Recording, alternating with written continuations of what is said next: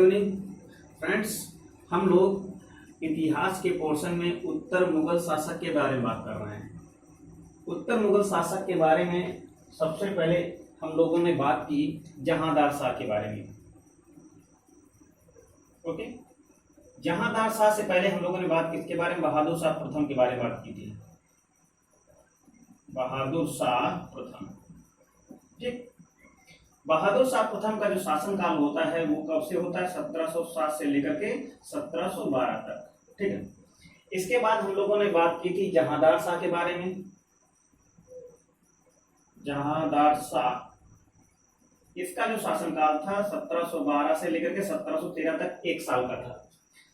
इसके बाद बात हम लोगों ने की हुई थी फर्रुखसियर के बारे में। ओके, फर्रुखसियर, जो फर्रुखसियर का जो समय होता है वो 1713 से लेकर के 1719 तक। अब इसके बारे में हम जो आज बात करेंगे वो किसके बारे में बात करेंगे? हम बात करेंगे मोहम्मद शाह के बारे में।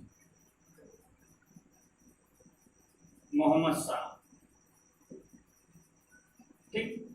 मोहम्मद शाह का जो शासनकाल होता है वो 1719 से लेकर के 1748 तक होता है, ठीक। इस बात को ध्यान से समझना। आज हम लोग बात करेंगे मोहम्मद शाह के बारे में।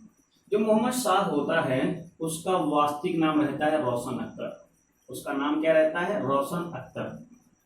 जो रोशन अख्तर होता है मोहम्मद शाह के नाम से गद्दी पर, बादशाह की गद्दी पर बैठता है।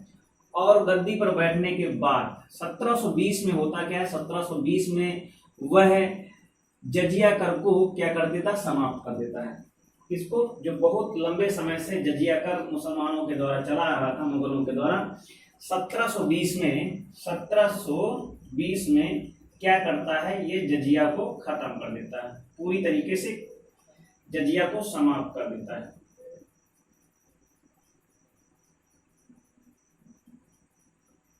ओके, क्या करते हैं? जजिया को समाप्त कर देता है। सेशन वाइज देखेंगे 1722 में होता क्या है? 1720 में जजिया क्या होता है? जजिया एक प्रकार का कर होता है, टैक्स होता है। उसमें होता क्या है? जो प्रजा होती है, प्रजा को जजिया कर देना होता है। उसके तहत होता क्या है? उनकी संपत्ति, ठीक, और उनकी खुद की सुरक्षा करने की गारंटी होती है एक प्रकार की, जो बादशाहों के द्वारा पीढ़ी दर पीढ़ी प्रजा से लिया जाता था, ठीक। तो क्या होता था ये? और ज्यादातर होता क्या था? क्योंकि मुगल थे और मुगल प्रजा के रूप में कम थे, जितने भी थे वो पदाधिकारी, अधिकारी वगैरह होते थे मुगल। और जो अधिकारी वगैरह होते थे वो राजवंश जो भी चला आता था मुगलों का, जो है यानी रजवाड़ा चला आता था, उसी के तहत उनके बच्चे आते थे, उनके जो है जो भी रिश्तेदार आते थे। तो जो बची हुई प्रजा है वो केवल हिंदू बसती थी। और जो हिंदू थी वो केवल हिंदू प्रजा का मतलब यहाँ पे जो जजिया कर लिया जाता था वो किससे लिया जाता था? प्रजा से लिया जाता था, ठीक। किससे लिया जाता था? तो प्रजा से। तो जो प्रजा थी वो क्या थी? पूरी तरीके से हिंदू ही वर्ग आता था उसमें, हिंदू, ठीक। हिंदुओं से जजिया कर लिया जाता। उसमें क्या होता था? हिंदुओं की जो भी सुरक्षा और उनकी संपत्ति की क्या है, दोनों की, यानी उनकी खुद की सुरक्षा और उनकी जो संपत्ति है उसकी सुरक्षा की जाती थी मुगलों के द्वारा, मुगल बादशाहों के द्वारा, ठीक है। 1722 में होता क्या है? जैसा कि इससे पहले पढ़ा हुआ था, फर्रुखसियर की हत्या किसने की हुई थी? तो फर्रुखसियर की हत्या की हुई थी सैयद बंधुओं ने। किसने की थी? सैयद बंधुओं ने की हुई थी। तो अब सैयद बंधु करते क्या है? मोहम्मद शाह को गद्दी पर बिठाते हैं। लेकिन अब उसके दिमाग में ये आता है कि जिस तरीके से फर्रुखसियर की हत्या हुई थी उस तरीके से कहीं मेरी हत्या ना हो जाए, ठीक। तो इसने क्या किया?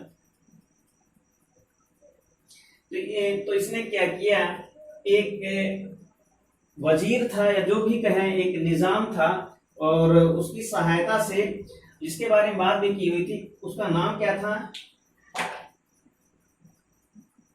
उसका नाम था 1722 में क्या करता है? निजाम उल मुल्क।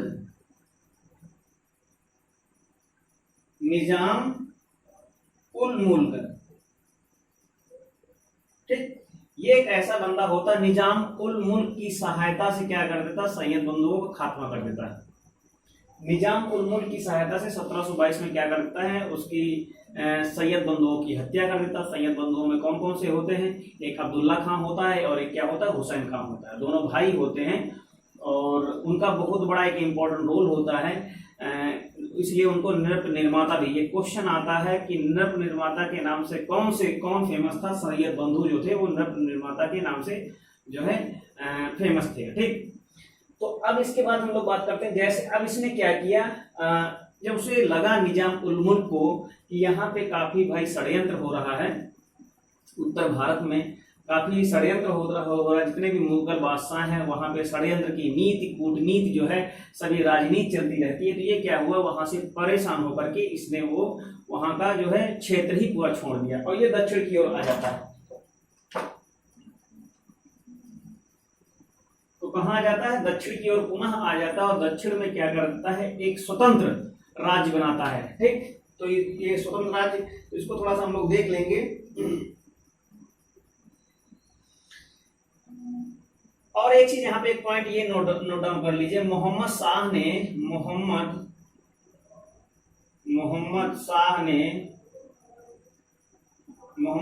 ने ये जो निजाम उल मुल्क था, निजाम उल मुल्क को आसफ जाह की उपाधि दी हुई थी। किसकी दी थी, आसफ जाह की उपाधि दी हुई थी निजाम उल मुल्क को मोहम्मद शाह ने। ठीक, इसके बाद अब एक बात ये होती है, जब लौट करके दक्षिण की ओर आता है तो एक स्वतंत्र राज्य बनाता है, स्वतंत्र प्रांत बनाता है, जिसको निजाम वंश के नाम से स्वतंत्र राज्य बनाता है, जिसका नाम रहता है हैदराबाद। ठीक, हैदराबाद में या हैदराबाद के क्षेत्र को, वहां के जितना भी जो क्षेत्र होता है वहां पे एक निजाम वंश चलाता है और वो कैसा, हैदराबाद कैसा रहता है, एक स्वतंत्र राज्य होता है। ठीक है, और उसी के समय में ही किसके समय में, मोहम्मद शाह के समय में ही एक तो ये बनाता ही है, ये जो आसफ जाह यानी निजाम उल मुल्क रहता है, ये क्या बनाता है, हैदराबाद में क्या निजाम वंश की स्थापना करता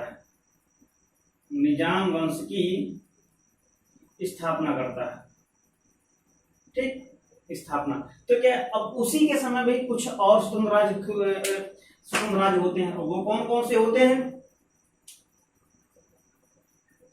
अब इस एक तो होता है, एक का नाम रहता है, एक तो ये हो गया निजाम वंश की स्थापना किसने की, निजाम उल मुल्क ने हैदराबाद में की। उसके बाद एक अवध प्रांत की स्थापना करता है सादत खां, अवध प्रांत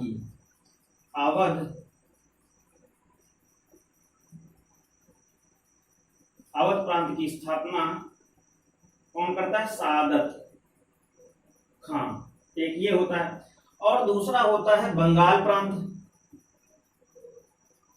प्रांत की जो स्थापना करता है वो करता है मुर्शीद कुली खां।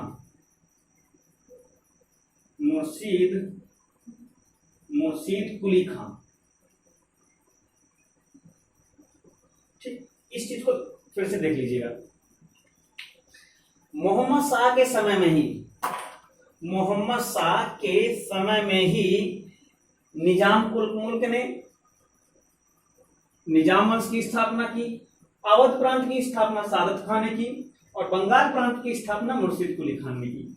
एक प्रश्न और आता है, निजाम उल मुल्क का जो है वास्तविक नाम क्या रहता है, तो इसका वास्तविक नाम रहता है चिनकिलिस खां। इसको मैं भी लिख देता हूं, निजाम उल मुल्क का वास्तविक नाम क्या रहता है, चिनकिलिस खां।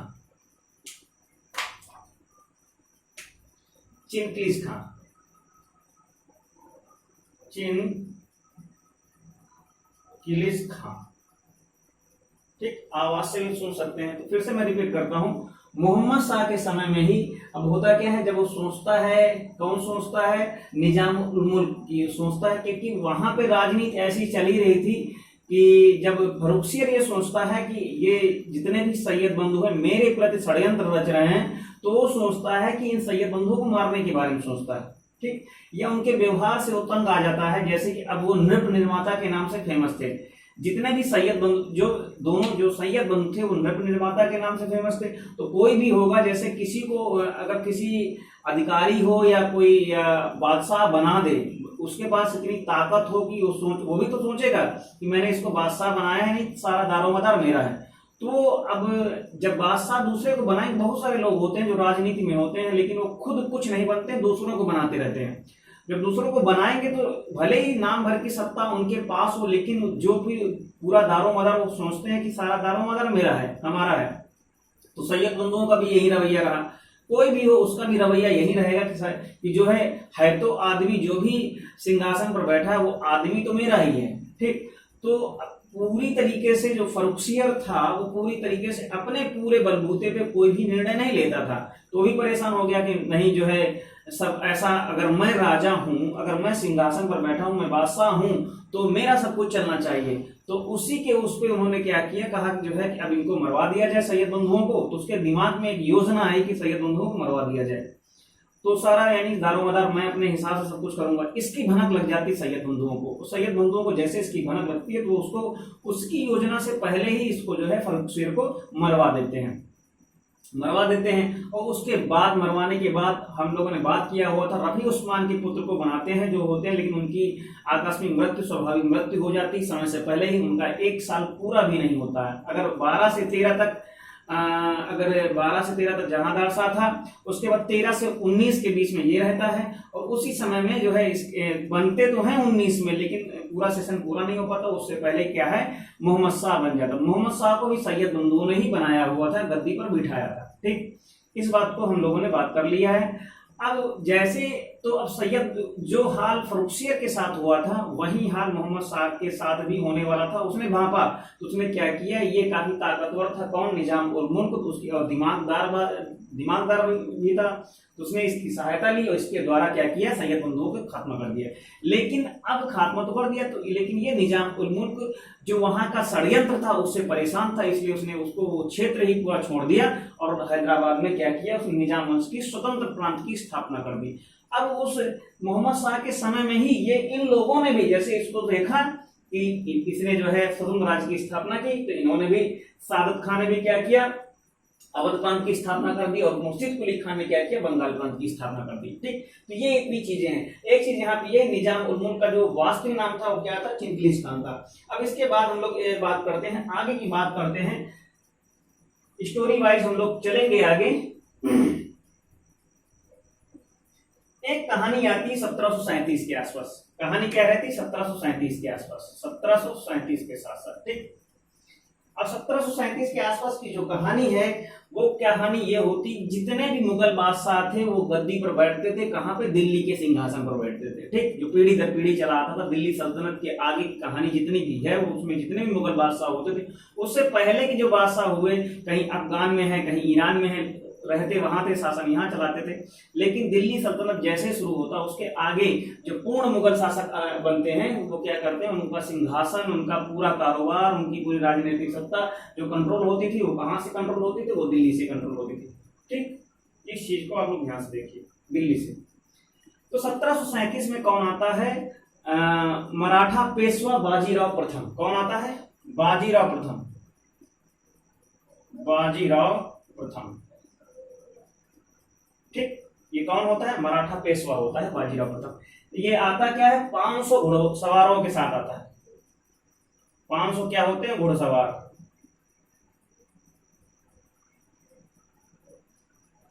काफी गुस्सैल टाइप का था, काफी ताकतवर था। एक ऐसा ही मराठा पेशवा था, या मराठों का जो है सर्वेसर्वा था। ये प्रथम ऐसा व्यक्ति था मराठों में जिसने कभी हार नहीं मानी, जो कभी किसी युद्ध में हारा नहीं। इसकी दृढ़ इच्छा, इसका आत्मबल, इसका शारीरिक बल जो भी हो वो क्या था, एकदम अव्वल टाइप का था। ये कभी किसी, हाँ संधि हुई है कुछ, जैसे एक हुसैन अली के साथ इसी 1737 में ही, ठीक है, 1737 में नहीं, उसके आगे शायद 1757 के आसपास इसकी क्या होती है, हुसैन अली के साथ क्या होती है, एक संधि होती है। तो एक वो अलग चीज है। तो 1737 में क्या होता है, 500 घुड़सवारों के साथ ये आता है और ये दिल्ली तक पूरा क्या है कर जाता है, दिल्ली के अंदर इंटर कर जाता है। अब मराठा कहाँ से, महाराष्ट्र से, यानी मराठा से लेकर के, मराठा क्षेत्र से लेकर के दिल्ली तक आना एक बहुत बड़ी बात होती है। तो वहां तक क्या है, यानी पूरा दहला के रख दिया हुआ था 1737 में इसने, ठीक, क्या कर दिया वहां तक, यानी डरा करके रख दिया, दहला करके रख दिया पूरी दिल्ली को, इसने मराठा पेशवा बाजीराव प्रथम, ठीक है।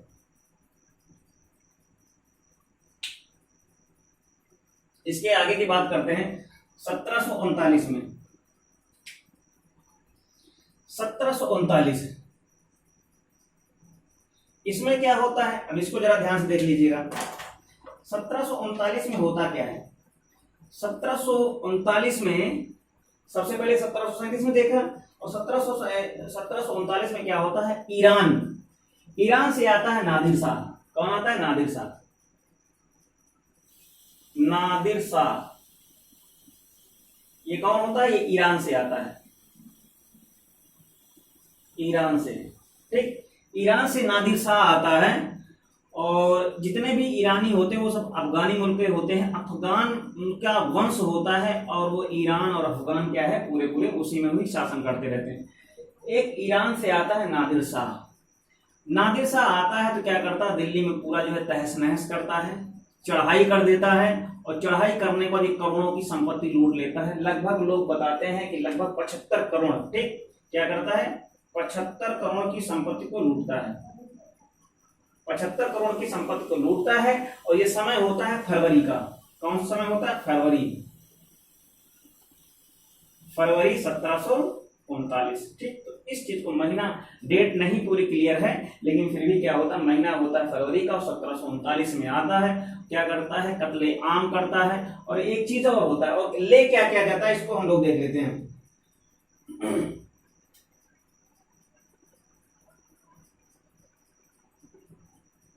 ले क्या क्या जाता है, कोहिनूर हीरा ले जाता है,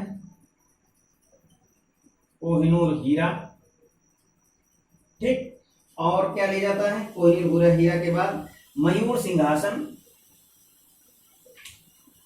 मयूर सिंहासन एक ये है, कोहिनूर हीरा, मयूर सिंहासन, ठीक, ये ले जाता है। इसी मयूर सिंहासन को तख्ते ताउस भी बोलते हैं, तख्ते ताउस, ठीक। अब मेरी बात को ध्यान सुनिएगा। ये कौन होता है, नादिर शाह। नादिर शाह आता कब है, 1739 में आता है, और क्या करता है, पूरा कत्ले आम करता है, जिसको पाता है उसको मारता है, जहां जहां जाता है वहां वहां की संपत्ति लूट लेता है। अब जैसे ही वो रजवाड़े में पहुंचता है, दिल्ली के मेन राजमहल में पहुंचता है, तो क्या करता है, कोहिनूर हीरा और मयूर सिंहासन, जिसको तख्ते ताउस भी कहा गया है, उसको क्या करता है, ले जाता है, ठीक। कौन ले जाता है, नादिर शाह। अब नादिर शाह के बाद नादिर शाह रहता कौन है, ईरान का शासक होता है, ईरान और अफगान क्षेत्र का शासक रहता। अब ये जब जाता है तो इसके बाद कौन आता है, अहमद शाह अब्दाली। इसके बाद नादिर शाह के बाद कौन है, जिसको हम लोग शॉर्टकट में अब्दाली भी बोलते हैं, अब्दाली ईरान और अफगानों का शासक बनता है। नादिर शाह के बाद अहमद शाह अब्दाली क्या बनता है, शासक बनता है, ठीक। और मोहम्मद शाह का जो टाइम पीरियड होता है वो 1719 से लेकर के 1748 तक रहता है, ठीक। क्या है, 1719 से 1748 तक रहता है। तो जब अब्दाली बनता है, शासक बनता है, तो उसके बाद नादिर शाह के बाद ये भी क्या है, कई बार आक्रमण करता है। तो इसी के समय में भी अगर प्रश्न ये आता है कि जब ये आक्रमण करता है अब्दाली, अहमद शाह अब्दाली, तो उस समय मुगल शासक कौन होता है, तो उस समय मुगल शासक मोहम्मद शाह रहता है, ठीक। तो इतनी सारी चीजें हम लोगों ने देखी। अब इसके बाद ये मोहम्मद शाह किसका पुत्र होता है, ये मोहम्मद शाह जहां शाह का पुत्र रहता है। इस चीज को भी नोट डाउन कर लीजिएगा। इसके बाद हम लोग बात करते हैं अहमद शाह के बाद।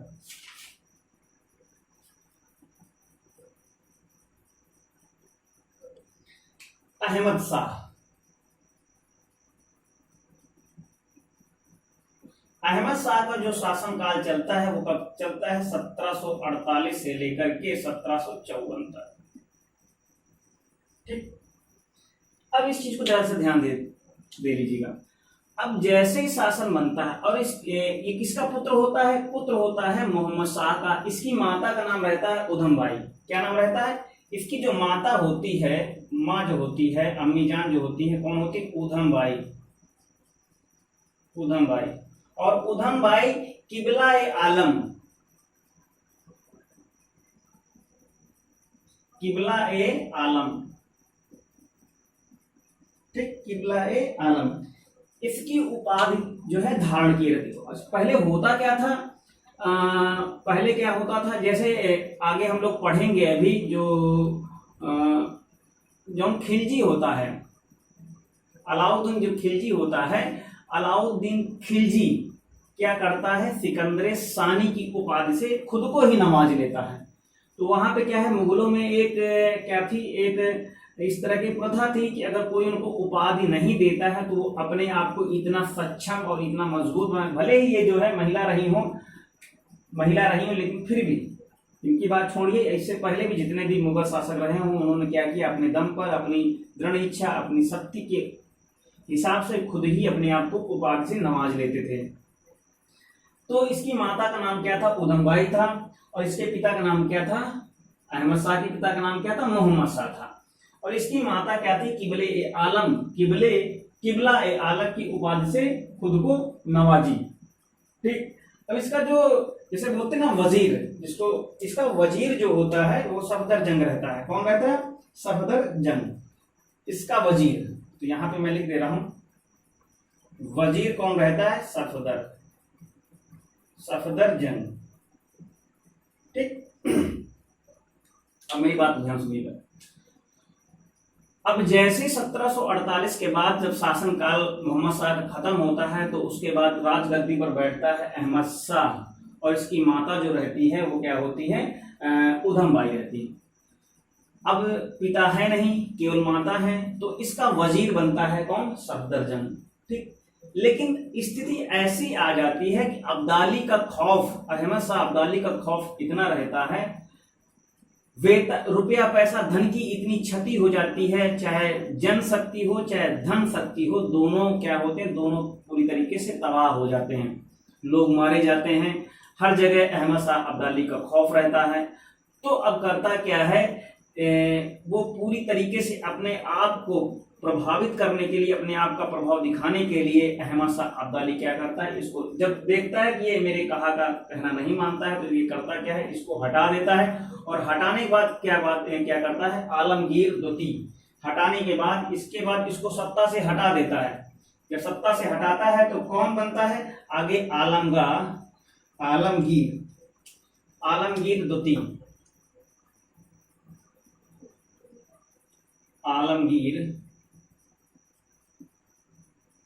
द्वितीय, ठीक। इसके तुरंत बाद आलमगीर द्वितीय जो है शासनकाल पे बैठता है, और इसका जो है 1754 से लेकर के 1759 तक ये शासन करता है। ये किसका पुत्र होता है? इसको भी देख लीजिएगा। ये जो पुत्र होता है जहांदार शाह, जहांदार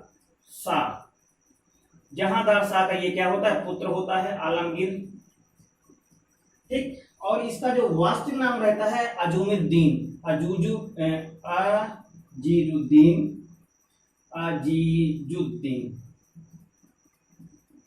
ठीक। ये इसका वास्तविक नाम रहता है, किसका? इस आलमगीर का।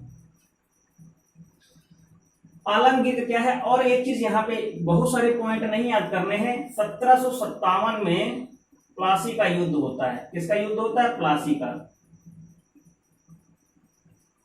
युद्ध होता है। प्लासी का युद्ध मराठों और मुगलों के बीच में होता है। किसके बीच में होता है? मराठों और मुगलों के बीच में। ठीक। मराठों और मुगलों के बीच में होता है। उस समय इसका शासनकाल कब चलता है? 1754 से लेकर के 1759 तक चलता है। तो श्योर है ऑब्वियसली 1757 में कौन मुगल शासक रहा होगा? तो आलमगीर रहा होगा। और मराठों और मुगलों के बीच में क्या है? ये युद्ध होता है प्लासी का। तो यहां से क्या करते हैं? आलमगीर तक का ये पोर्शन पूरा खत्म हो गया है। दो मुगल शासक और बचे हैं, फिर उसके बाद हमारा उत्तर मुगल शासक खत्म हो जाएगा। उसके बाद हम लोग बात करेंगे जो स्वतंत्र राज्य बने हुए, जैसे हैदराबाद बना हुआ है, केरला बना हुआ होता है, अवध बना रहता है, और जो है बंगाल बना हुआ होता है। ठीक, तो इतने उत्तर मुगल शासकों के बारे में हम लोगों ने बात की। दो और हैं, एक शाह आलम है और एक कौन है, एक अकबर दोती है। इनके बारे में बात, जैसे अकबर दोती क्या होता है, आखिरी होता है, उसके बाद पूरा उत्तर मुगल शासक खत्म हो जाता है। स्वतंत्र राज्य कौन कौन से बने हुए हैं, उनका मराठाओं से संघर्ष कैसा रहता है, मराठाओं की कंडीशन कैसी रहती है, अंग्रेज उनमें कैसे आक्रमण करते हैं, उनको कैसे उनको जो है साइड एक तरफ से लगाते हैं, उन पे अपना कैसा अधिकार लगाते हैं। तो इन सबको क्या करेंगे, हम सिखों के बारे में बात करेंगे, सिखों को भी अंग्रेजों ने प्रभावित किया, उसके बारे में बात करेंगे। तो मिलते हैं हम लोग नेक्स्ट लेक्चर में। आप लोग अपना रिस्पांस देते रहिएगा कि किस तरीके से आप लोग वीडियोस लगते हैं, और वीडियोस लाइक शेयर और सब्सक्राइब करते रहें। ओके, मिलते हैं नेक्स्ट लेक्चर में। Thank you.